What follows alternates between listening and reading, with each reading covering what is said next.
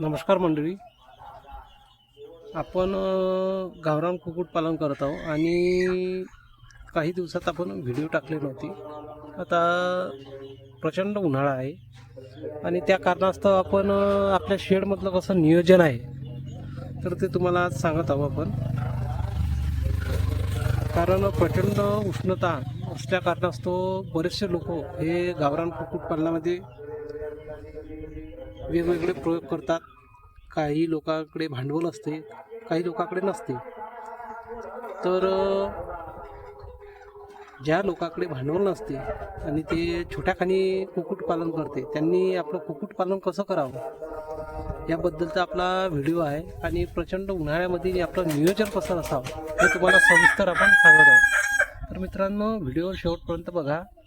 कारण आपण बरेचसे दिवस, आता 15 दिवस झाले आहे व्हिडिओ टाकला नव्हता. तर तुम्हाला आपलं ह्या विदर्भामध्ये टेम्परेचर किती असते आणि नियोजन कोण्या पद्धतीनं करावं लागते आणि खाद्यामध्ये बदल कसा करावा लागते हे तुम्हाला सांगतो. म्हणजे जेणेकरून आपल्या उन्हाळ्यामध्ये पक्षी जिवंत राहील. कारण प्रत्येक स्टेजमध्ये गावरान कुक्कुटपालनाची आपण जेव्हा व्यवसाय करतो त्याची कसोटी लागते आणि ह्या कसोटीमध्ये आपल्याला पूर्णपणे पास करावं लागतं मित्रांनो. कारण व्यवसाय हा करणं कठीण आहे. शेळीपालन असो, दुग्ध व्यवसाय असो, या कुक्कुटपालन असो. लोकांना यूट्यूबवरती आपण काही पाहतो, पण कसं आहे की यूट्यूबवरचे व्हिडिओ पाहतो आपण आणि त्याच्यामध्ये आपण एक फसवेगिरी होत असते. अशा वेळेस आपण काय करावं की आपला व्यवसाय आपण कोण्या पद्धतीनं चांगला करावा. तर हे आपलं घरचं कुक्कुटपालन आहे. आता जवळपास आपलं 3 वर्ष झाले आहे. बरेचसे आपल्या सबस्क्रायबर मित्रांना माहीत आहे. आज आपण सुट्टीचा दिवस आहे, रविवार दिवस आहे, म्हणून आपण व्हिडिओ करत आहोत. तसं आपल्याला व्हिडिओ करायला टाईम मिळत नाही. आणि बरेचसे लोक आपल्याला म्हणत होते की यूट्यूबमधून तुमची दादा म्हणे कमाई किती होते. तर असं काही नाही आहे का आपण कमाई करण्याच्या दृष्टिकोनातून ह्या चॅनल आपण ओपन केला आहे. एक लोकांना माहिती का आपण इतर व्यवसाय करून किंवा इतर नोकरी करून आपण गावरान कुक्कुटपालन कशा पद्धतीने करू शकतो. तर आपण जवळपास 3 वर्ष झाली आपण गावरान कुक्कुटपालन करत आहोत आणि चांगल्या पद्धतीने आपण इथून विक्री करत आहोत. आता तुम्हाला हा शेड दिसत आहे. आपण 3 वर्ष ह्या शेडमध्ये काढले आहे. आता ह्या शेडला आपण पूर्णपणे काढणार आहोत आणि याचं जे मटेरियल आहे ते आपण गाईच्या शेडसाठी वापरणार आहोत. जेणेकरून आपलं इथून आता लांब शेड असणार आहे. कारण आता भविष्यामध्ये आपल्याला बरेचसे पक्षी वाढवायचे आहेत, 200-250 पर्यंत. कारण मागणी भरपूर आहे. आपण या एवढ्या छोट्याशा शेडमध्ये आपण नियोजन नाही करू शकत. त्या कारणास्तव आपल्याला जे आपलं वॉल कंपाऊंड आहे, आपलं जे मुक्त संचारमधलं जे जाळी लावली आहे आपण, जे तुम्ही व्हिडिओ पाहिले असेल, त्याच्यामध्ये सुद्धा आपल्याला बदल करायची आहे. कारण आपण जेव्हा ड्युटीवर जात असतो तेव्हा आपल्याला याच्यामध्ये थोडासा प्रॉब्लेम येत होता. तर कदाचित आपली जी जाळी आहे मुक्त संचारमधली ते जर समजा कट झाली आणि त्याच्यामध्ये जर थोडासा प्रॉब्लेम आला तर कोणताही जनावर आपल्या शेडमध्ये आतमध्ये प्रवेश करू शकतो. या दृष्टिकोनातून आपण येत्या हिवाळ्यामध्ये आपण हे पूर्ण नियोजन करणार आहोत आणि शेड मोठं बांधकाम करणार आहोत. इथेच हा जो शेड दिसून राहिला याच जागी आपण दुसरा शेड घेणार आहोत. पण याची लेंथ 20 बाय 16ची आहे. तर आपण याची लेंथ वाढवणं आहे 10 फूट जास्त. आणि जी हे एक हाईट आपण दिली होती, आता तुम्ही सेंटरचा पोल बघून राहिले तर सेंटरचा पोलची हाईट आहे फक्त 10 फूट. तर याच्यामध्ये कसं मला एक प्रॉब्लेम आला आहे. जी आपण तारपत्री मारली आहे ही वरची काळीवाली आणि त्याच्यावरती आपण ग्रीन नेट मारला आहे. याच्यामध्ये आपल्याला बदल करायचा आहे. कारण टेम्परेचर आपल्या भागाचं आपल्याला लक्षात आलं आहे. त्यानुसार आपल्याला या शेडची हाईट आपला नंतर आपण जे अँगलमध्ये जो शेड घेणार आहोत त्याची हाईट आपल्याला जास्त घ्यायची आहे, 12 फूट. आणि साईडची आपण हे 6 फूट घेतली होती. हे बघू शकता तुम्ही, ही 6 फूट आहे. तर याची लेंथ आपल्याला 8 फूट घ्यायची आहे. म्हणजे एकंदरीत आपल्याला 2 ते 3 फुटाचा उतार भेटेल याच्यामध्ये. आता सध्या आपल्याकडे पिल्लं वगैरे आहे आणि बरेचसे पक्षी आहे.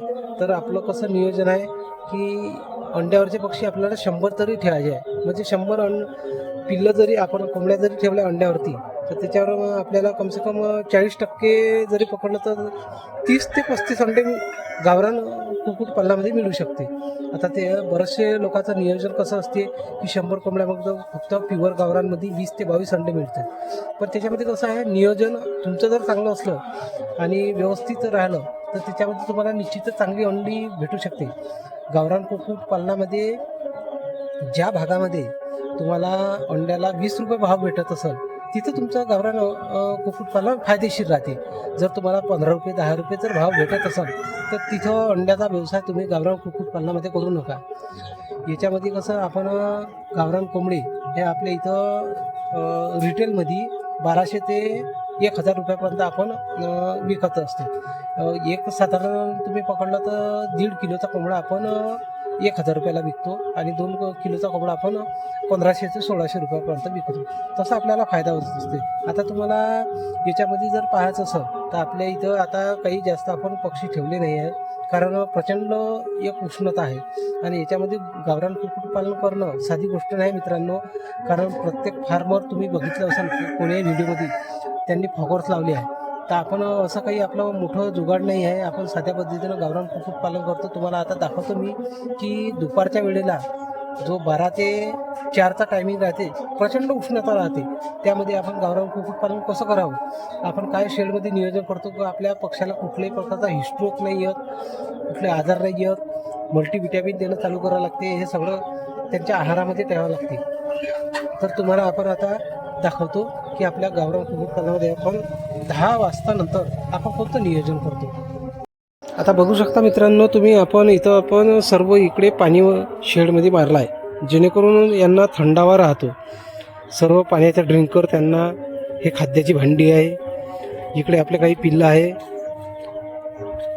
आता बघू शकता तिकडे आपण इकडे पिल्लं दे. आता पाहू शकता तुम्ही, ही इकडे आपला एक ब्रीडर आहे आणि इकडे आपले थंडवाले पक्षी बसले पोंगे तुम्ही.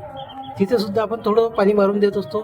हे जमते मग 10-12 दिवसाचे पक्षी आहे आणि छानपैकी चांगले उत्कृष्टरित्या आपले वाढीव आहे. तिथे सुद्धा आपण पाणी मारतो कारण प्रचंड उष्णता आहे. ते पोंग्या कोंबडी आपल्या स्वतः थंडाव्याच्या आहे ना पूर्ण पिल्ले आपले पंखा खाली घेत आहे आणि एक गारवा तिथं निर्माण झाला आहे. त्याच्या कारणाने ते पिल्लं सगळे त्या कोंबडीच्या अवतीभोवती आहे. पाहू शकता तुम्ही कशा पद्धतीने खेळत आहे. असं जर आपलं एक चांगलं वातावरण त्याने निर्माण करून दिलं. आता पाहून घ्या, आपल्या इथं कुठं तूस नाही, काही नाही आणि माती आहे पूर्ण. तर याच्यामध्ये आपण गावरान कुक्कुटपालन करतो. पिल्लं पाहून घ्या किती आनंदानं आहे. ही जस्ट आता सध्या 15 ते 16 दिवसाची पिल्लं आहे आणि इकडे काही आपल्या खूड कोंबड्या आहे. आता ही अंड्यावरती बसली आहे कोंबडी. ह्या दिवसाला कसं असते मित्रांनो की उन्हाळ्याचे दिवस आहे, तुमच्या याच्यामध्ये पक्षामध्ये हीट स्ट्रोक येण्याचे प्रॉब्लेम होत असते किंवा जे खाद्याचं प्रमाण आहे ते तर कोंबड्या ह्या दिवसाला खाद्य कमी खात असतात. आपण ग्रीन फॉडर त्यांना देत असतो. कोणतं ग्रीन फॉडर देत असतो आणि यांच्यात भरोशावर आपण ग्रीन फॉडर कसं वाढवलं ह्या परसबागेमध्ये तुम्हाला मागचे व्हिडिओ पाहिले असेल आपण, आणि ह्या व्हिडिओमध्ये तुम्हाला दाखवतो की मी कोंबड्यांना काय देत असतो. दुपारच्या वेळेला सकाळी आपण 9-9:30 वाजता त्यांना ग्रीन फॉडर पूर्ण खाद्यासकट देत असतो. जे त्यांना खायचं असते ते खात असते. आता ह्या अंड्यावरती बसले आहे म्हणजे अंडे देण्याकरता. एक खूड कोंबडी आहे मित्रांनो. याच्यात बहुतेक अंडे दिलं नाही आहे, आज देईल ते. आता जमते मग 10 वाजले. हा आपला ब्रीडर. आता तुम्हाला ग्रीन फॉडर दाखवतो आपण. आता मित्रांनो इथं पाहू शकता तुम्ही, इथं पालक लावली आहे आपण आणि याच्यामध्ये आपण काकडीचे रोपं लावली आहे. हे बघू शकता पूर्ण फ्लॉवर आले आहे त्यांना आणि हे फ्लॉवर झाल्यानंतर यांना काही ठिकाणी कळ्या आल्या आहे काकड्याच्या. आता त्या कळ्या आपण आल्या आहे तर त्यांना निश्चितच काकड्या येणार आहे आणि हे असं आपण ग्रीन फॉडर देत असतो. पाहू शकता हे पूर्ण कोंबड्याच्या विष्ट्यावरती आणि शेणखत देशी गाईचं त्याच्यावरती आपण हे पालक लावली आहे. कुठं इथं युरियाचा वापर नाही केला आहे, काहीच नाही आणि पूर्ण नॅचरल असं आपलं हे ग्रीन फॉडर तयार झालं आहे. हे आपण सकाळी देत असतो. आता तुम्हाला पिल्लं दाखवतो आपण आपल्या इकडली जे काही पिल्लं आहेत. बघा मित्रांनो, आपण खुराड्यामध्ये आलो आहे आणि इकडे आपले आहे नियोजन आहे म्हणजे हिवाळ्याचं.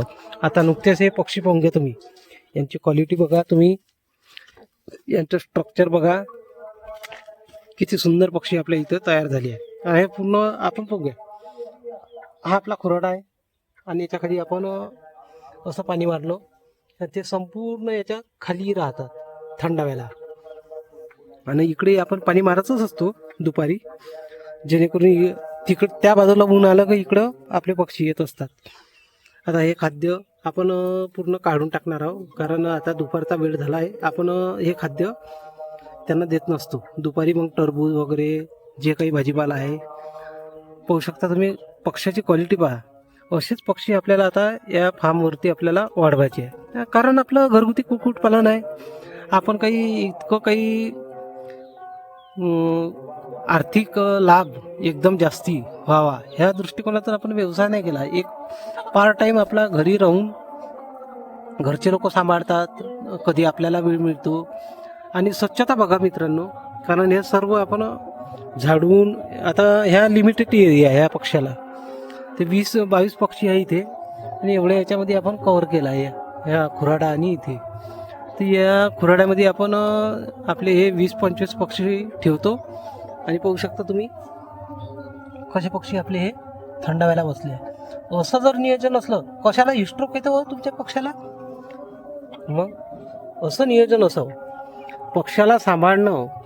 जे आता हे नुकतेच आता मे आणि जून ह्या 2 महिन्याच्या शेवटीला हे पक्षी अंड्यावर येणार आहे. आणि नर जेवढे आहेत तेवढे आपण विक्री, याच्यामध्ये 5-6 नर आहे, ते आपले 6,000 रुपये येऊनच जाईल. आणि बाकी आपला खाद्याचा खर्च निघूनच जाईल. बाकी हे अंड्यावर येईन, आपण पिल्ले काढू, नंतरचं नियोजन आपलं त्याच्यामध्ये चालू राहू. गावरान कुक्कुट, प्युअर गावरान कुक्कुटपालनामध्ये आपल्याला नफा कसा कमावायचा हे आपल्याला समजून घ्यावं लागेल. कारण कुठेही आपण यूट्यूबमध्ये पाहतो काही झालं तर त्याच्यामध्ये कसं राहते मित्रांनो, तुम्हाला पुरेपूर माहिती अशी कोणीच देत नाही. आता मी बघित आलो की गावरान कुक्कुटपालनामध्ये बरेचसे असे लोक व्हिडिओ टाकत असतात, पण त्याच्यामध्ये काय तुमची फसवेगिरी जास्त आणि तुम्हाला लाखोचे हजारोचे असे स्वप्न दाखवत असतात. आता माझं तसं काही आहे, अंड्यामधून आपल्याला 200-250 रुपये मिळत असते, कधी आपल्याला 100 रुपये मिळत असते. हे वास्तविकता आहेत. आता तुम्हाला सांगत आहो, कधी 100 रुपये मिळते, कधी आपल्याला 200 रुपये मिळते, कधी 400 रुपये मिळते. पण एक सिजनेबल हा व्यवसाय आहे गावरान कुक्कुटपालनाचा.